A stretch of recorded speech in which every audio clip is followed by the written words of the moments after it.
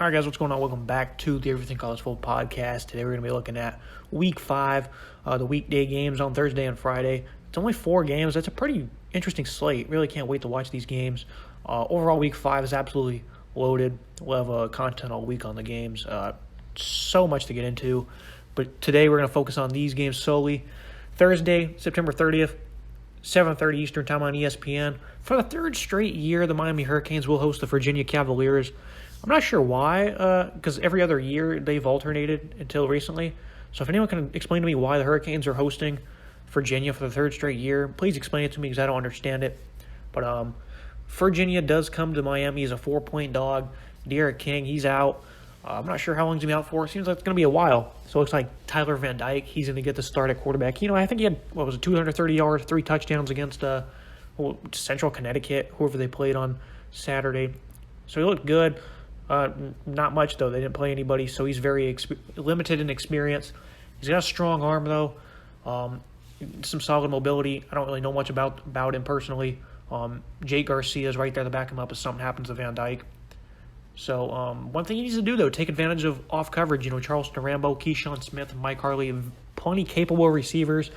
Get the speedsters downfield vertically. This is not a good secondary whatsoever.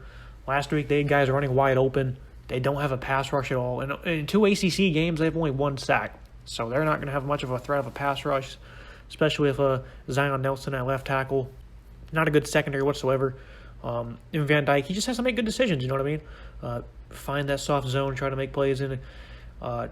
Don't play bad football, really. Don't need to ask. He doesn't need to do too much playing against this defense. I think Rhett Lashley's going to find a way to try to get him comfortable, take advantage of a pretty good matchup because it's not a good secondary whatsoever. Noah Taylor, though, he's been playing very good ball outside linebacker for years. He's been a really good player of theirs. Joey Blunt at safety. So they got some good players. They've always had good players. They've never collectively had a great defense. In sense of they've never had great numbers or anything. They've never been really dominating, but they've always had good ball players. Taylor and Blunt fit that bill. Again, the defensive line's not very active. Depth is not great. They're kind of beat up as well. The run game. Their run defense has just been grinded down on the last 2 years, though. They have stonewalled Miami because the Hurricanes, they don't run the ball very well. They did a pretty good job against Appalachian State. Over the last 3 years, though, they've just not been good. I think against FBS schools that they went 2 200-yard games in the last 24 contests, I believe that's right. Just not very good running the ball. So it's really hard to expect them to do much. They don't have a duo either. Cameron Harris, he's their starting back. He likes to find the end zone a lot. They don't have a duo, though, because King was that second rusher. They don't get another running back involved a lot. Thaddeus Franklin made an appearance against whoever they played on Saturday, the FCS school. And he looked good, 80 yards, 7 carries, had a score. Him and Donald Chaney, I think, will battle for that number 2 spot. Altogether, don't really know what to expect from this running game because, again, they've not been great. Miami and Virginia's had their way with them the last 2 years. But North Carolina ran it all over them. Wake Forest had plenty of success. So, can't really give an assumption on what I think will happen here. I think, 120 yards is a good pick. That means good effort from both sides. I think you can expect that. Miami, though, their defense, pretty bad matchup. They can't tackle in space at all. I think they're dead last, or first, I guess you could say, in missed tackles. Just, they can't figure it out. Their defense is not very good. Nesta Jade Silvera, a defensive tackle, he's a very good contributor. One thing Miami does, though, they get into the backfield frequently. They're among the nation's leaders in tackles for loss. They get after it. Jafari Harvey, defensive end, you want to see him step up and make some plays here. Altogether, though, inconsistent defense. You saw that against Michigan State, against Appalachian State as well. Very inconsistent. It's kind of been like that for years under Manny Diaz. Are they making any progress? I really don't think so. It's going to be a tough game for them because their secondary has given up 5 passing plays of 30-plus yards already this year, playing a tough receiving core of Billy Kemp, Dontavian Wicks. Jelani Woods, this guy is 6'7" at tight end, a streaky guy, makes a lot of good catches. Really impressed by Jelani Woods. He's going to be a real breakout star this year as the season progresses. Keaton Thompson, their former quarterback from Mississippi State, they get him involved in every facet of the game. He didn't see a lot of plays against Wake Forest. It was kind of disappointing. But overall, they get him the ball any way they can. He's a good runner, very good runner actually, very physical. He's obviously making some plays as a pass catcher. facing a quarterback in Brennan Armstrong. He was one of my top breakout players coming into the year, and he's doing phenomenal. He's not running the ball as much, which is kind of a shame because I understand they're trying to keep him healthy, but he's pretty speedy in the open field, I think. 426 yards per game through the air, 13 touchdowns, 3 picks.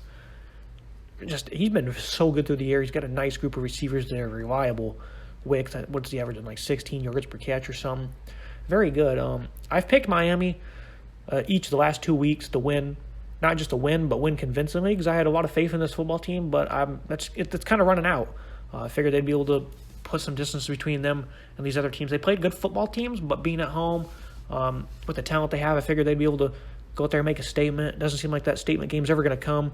Miami, -4 in turnover margin. They also got a rookie quarterback right here making his first start. I'm pretty sure it's his first. I trust Virginia more. I'm going to pick them to win this game 34-26. I think their passing attacks can have plenty of success against secondary. Booba Bolden, Tyreek Stevenson, Gilbert Frierson, that outside linebacker, a nice little versatile guy. And they have talent for days. They're not putting it together. Manny Diaz, his luck might be running out here as a head coach. I'm a fan of Manny Diaz, though. He's better suited for a defensive coordinator role, it seems, though, because this team has not came with angst whatsoever, no chip on their shoulder. It's very disappointing. So I'm going to take Virginia in this game 34-26. Looking at Houston and Tulsa. Houston will travel to the state of Oklahoma as 3.5-point underdogs.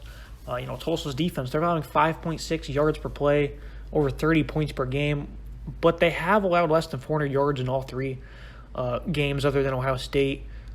They outlasted Arkansas State last week in a bit of a shootout. I really like Trevon Fuller at corner. He's been playing really good ball, 4 pass breakups, a pick. Overall, it's kind of a shaky secondary. Don't really know what to expect because they gave up. It's kind of weird because when they played 2 ranked Power 5 opponents, Oklahoma State and Ohio State, less than 200 passing yards. Arkansas State and UC Davis, 300 plus. So I'm not really understanding what's going on with this Tulsa secondary. It's been kind of shaky. Again, good, though, against their best opponents. Clayton Tune, I don't really know what version you're going to get of him. He had 4 picks in week 1. He's been accurate, getting into his guys since that 4 interception week 1 against Tech. Clayton Tune's never been too great to me. He's always been a 55% completion type of guy. I don't really know. If they could run the ball better, it'd make life a little bit easier on him. Nathan Dell, he's going to get a lot of looks at pass catcher. Christian Sherhan at tight end. Both those guys, you'll hear their names called often. But, again, that secondary is, for the most part, I guess you could say it's good. I keep calling it shaky, but Trevon Fuller's played really well. They've been solid. They have a nice pass rush, too. Colin Wick, he's been a stud off the edge. 5.5 tackles for loss, 3 sacks. Pass rush has been very good. And the Houston offensive line, they've been incredibly poor. This matchup really favors Tulsa all the way, especially being at home. The Houston defense, though, they've played well. Last year, they got tore up on the round through the air, too. They were never really good. Their defensive line, though, has been very active. Latrell Blankinson, Derek Parrish, some other guys in there, too. They have some pretty good depth on the defensive front. How will they contain this duo of backs and Shamari Brooks and Deneric Prince? Questionable, They had those 4 picks against Texas Tech, so they were able to get a lot of easy scores. They didn't run it up in yardage. So, of course, they allowed less than 400 yards, I think, in that game. They're still having 7 yards per play they were giving up. That's the only comparable offense they've really played so far because they haven't played anybody since then. They played, Rice, an FCS school, and then they played Navy. Navy still just can't figure things out. So the next best offense, other than Texas Tech, that they've played will be here against Tulsa because Davis Brennan's been airing it out. 330, around that number per game. He had a field day on Ohio State. It's a veteran offense, though. As I just mentioned, a great duo of backs. They've been around for a long time. 5 senior pass catchers. Sam Crawford and Keelan Stokes lead the way. Stokes, a big hitter. What is he? I think he's 5'9", 175. And this guy is always, for his entire career, I think he's averaging 15, 16 yards a grab. He's always available to make big plays for him. I think the bounce will be too much here. I'm going to pick 34-23. I think they could probably win by more, though. Just Houston's a bit of an uncertain team for me. So I'm going to pick Tulsa, though, 34-23. They should have no problems winning this game. They should definitely cover being at home with this offense. I'd be pretty disappointed if they were unable to do either of those. These stuff here, Iowa, Maryland. Iowa, 3.5-point favorites, at least when I looked at it yesterday. Pretty good matchup here, though. Maryland, their passing attack feeds off of big plays. You know, they got Raheem Jarrett, Dante Demas, Deshaun Jones likes to get involved, averaging 519 yards per game. Problem is, they're facing a very good secondary. They do not allow big plays whatsoever. This duo with Matt Hankins, Riley Moss. You got Jack Corner at safety. All seniors. These have played a lot of football together. They got a nice ground attack with Fleet Davis. I'm not sure what's going to happen here. They're playing an elite defense. I'm going to take the Hawkeyes defense to be able to slow this Maryland offense down significantly. You know, you got Jack Campbell and Seth Mentz in the middle, Zach Van Valkenburg off the edge. These guys play disciplined ball, aggressive ball, like they always have under Kirk Ferentz. The reason this game's probably going to be a lot closer, though, you know, it's been a shaky start for this Iowa offense. They're 122nd in yards per game, under 300 per contest. They have to figure it out. The biggest problem is they can't run the ball. That's their bread and butter. That's what they want to do. Their offensive line's incredibly undersized, though. It's one of the smallest in college football. They got good players, Jack Lamb, Cody Anise, Tyler Linderbaum's the best center in football, probably the best lineman in football, but they can't run the ball, which means they can't really execute the game plan they want. Petras last week did a good job of carrying them against Colorado State. They ran the ball for, I think, less than 2.5 yards per carry. They couldn't move the ball whatsoever. I trust Petras when they run the ball. I don't know if I can trust him to carry on the road, though. That's going to be the biggest problem for them for the entire year, really, is can he do that? Is Petras going to be good enough to carry him all the way home if they can't run the ball? Because I don't know if this can be fixed because their offensive line is incredibly undersized. Maybe they're going to have to line up in more bunch sets, put a fullback in the back like they always have. I mean, it just really hasn't been working so far this year. I think Ferentz is going to try to mix things up a little bit, but the size has just been a big problem for them so far. Because they ran the ball very well last year. They had 2 running backs, 700-plus yards. Maryland, they've not been great on defense. They've not been great on defense since we won. They held West Virginia around 325 yards. Dustin Crum made a lot of plays downfield last week. Again, the secondary won't be tested much. Tyrone Tracy's a good pass catcher. Other than that, no one really stands out other than Sam Laporta. He's a first down machine. He's not a Michael Mayer or anything like that. He's not going to hurt you vertically, but he will be there for those first downs. He has good hands. So the secondary is not going to be tested much, and that's probably the best area of their defense is that safety, Nick Cross, Jordan Mosley. You're going to hear those names repeatedly. Those are the top playmakers, but the secondary shouldn't be tested too much here. It's going to lean on the shoulders of the front seven. In the Maryland pass rush, it's been very respectable. Ikiwano, Darrell Nachami, this 3-4 unit, they've been really good at getting off the edge. With Iowa plays Penn State next week in a top 5 matchup, but they both take care of business this week. They could get caught sleepwalking. Will they? No. Kirk Ferentz will have these guys ready. Love this secondary. But Maryland, they have such good size on the interior. I'm really concerned about this Iowa offense because the size is just really eye-shattering how small they are compared to their opponents. This is going to be a real thin, close game. I think Iowa's going to squeak it out. The secondary is going to make a lot of plays. No, I don't think you're going to see them record another 3-interception game. They could, though. I don't know. Tagovailoa has had his struggles in big games, and this is another elite defense he's playing. I'm going to pick Iowa 23-16. But Maryland, though, they have a pretty good matchup, I would say, with their defensive linemen here. And they've been good, as I said, so I think Iowa's going to squeak this one out. But they're 3-point favorites for a reason. BYU and Utah State. Cougars, first road game of the year. They played at Allegiant Stadium week 1, 3 straight at home.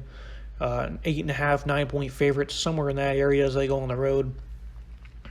Utah State, they're a bit disappointing last week. I picked them to win against Boise State at home. They nearly 500 yards of offense. They ran the ball very well. But they had 3 turnovers, 1 of 4 in the red zone. They shot themselves in the foot all game long. Logan Bonner didn't play great. Andrew Peasley got involved a little bit, but it was kind of too late. Devon Tompkins didn't get involved either. He only had 4 catches for 60 yards, and that was all early in the ball game. So I don't think he was knocked out for injury either. They just couldn't get him the ball. Running back Kelvin Tyler, though, having a big season, 100-plus yards per game, 4 touchdowns. The Cougars, they've really struggled against the run. It's been the linebackers who've stood out. Keelan Payton, Kalani Philly, that is, Peyton Wilger. Those guys have combined for almost 10 tackles for loss. The defensive line have not been great, and size isn't exactly on their side. These guys play with aggressiveness, though. These guys are pretty disciplined on the interior. Quizell White, he's one of the two guards that are lifted at 310 plus pounds.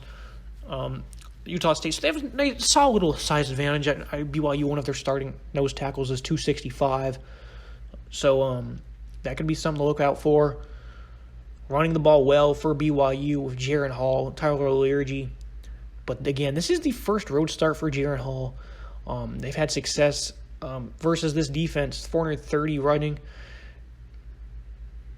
Utah State's defense has been pretty poor this year. Air Force had 430 rushing yards, 180 on 6 completions, big play after big play. They've given up 12 plays to 30-plus yards this year. Ranks towards the bottom, almost last in college football. Justin Rice, the transfer from Arkansas State, like Monners, followed Anderson over. Nick Henniger at linebacker. Both of them are first and second in tackles and tackles for loss. 9.5 total TFLs combined. Utah State, though, no pass rush. They have like 3 or 4 sacks on the year. They just can't get to the quarterback. I think this is an interesting game because BYU's won 4 in a row, but they were all home environments pretty much. They had a neutral site game too. Their average margin of victory is 8.7 points, and they only beat Arizona and USF there was both 1-score games, and both offenses had pretty good success, and they shouldn't. Those offenses are not very good. They were the worst in college football last year in their respective conferences. I think both of them were, if you look at the numbers, both were probably dead last in a lot of numbers. Last week, Utah State did not play their best football whatsoever. As I mentioned, they shot themselves in the foot a lot. Logan Bonner is usually a very high-volume guy who can make a lot of plays downfield. He can stretch you vertically. Bonner's very efficient. BYU, again, their defense has not played great. And Calvin Taylor and Utah State, they have good balance. They had it last week and only scored 3 points because of the mistakes they made. I'm taking Utah State in this game, 31-29. I think BYU, it's been concerning that they've only won these games by a couple of points, and that home environment has helped them immensely. Against Arizona State, the Sun Devils had 16 or 17 penalties, a crazy number. That home environment helped them out so much. Jaron Hall's first road start. Utah State can show out with a home crowd. I think I guess you could say rocking. I don't know. It's not going to be like a fully packed house or anything. It could be. I don't really know much about I watched them a couple weeks ago. They had a nice little home crowd. They're ready to watch these guys play ball. I think Hall's going to struggle. I think this Utah State offense, they need to control clock. If their defense is on the field a lot, they're going to get gashed. I think they're going to if they can have at least 35 minutes of possession, they can give the defense a fighting chance. I think that's what will happen. It's tough to expect that, though, but there's no reason not to, considering how poor they ever did against the run. Utah averaged well over 7 yards per carry in that game. I'm taking Utah State in this game, 31-29. That's going to wrap it up for today. Leave a like, comment, subscribe. See you guys next time.